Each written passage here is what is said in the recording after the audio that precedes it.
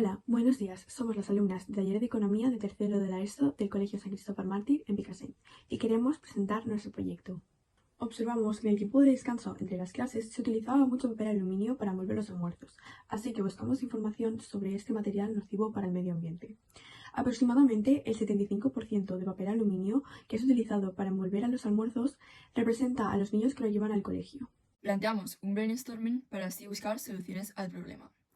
Así propusimos en fabricar unas bolsitas de tela que se podían reutilizar y utilizar a la hora del almuerzo para así evitar el uso del papel de aluminio.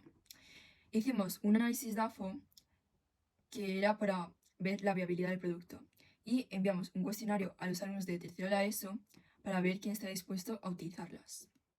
Para el nombre propusimos diferentes opciones que tuvieran que ver con lo que íbamos a hacer y decidimos al final Ecosnackbags ya que era el nombre ideal. Buscamos financiación e hicimos una lista con los materiales y mano de obra. Hablamos con la presidenta de Lampa para ver si nos podía ayudar en la compra del plástico alimentario que se colocaría en el interior de la tela. Más tarde contactamos con la empresa Rollo, empresa dedicada a la fabricación de telas, ubicada en Picassent, y nos proporcionaron las telas necesarias para realizar la producción de las bolsitas. Contactamos con el centro residencial Savia y la dueña nos propuso ir un día a conocer a las personas que iban a producir nuestras bolsitas. El resultado fue tan bueno que decidimos ampliar nuestro público objetivo y aprovechamos que en nuestro centro se celebra San Valentín, una jornada de sangre a la que acuden todas las personas que lo deseen. Montamos una zona donde expusimos diferentes modelos de nuestras bolsitas. Explicamos nuestro proyecto en qué consistía y donábamos a cada donante una bolsita.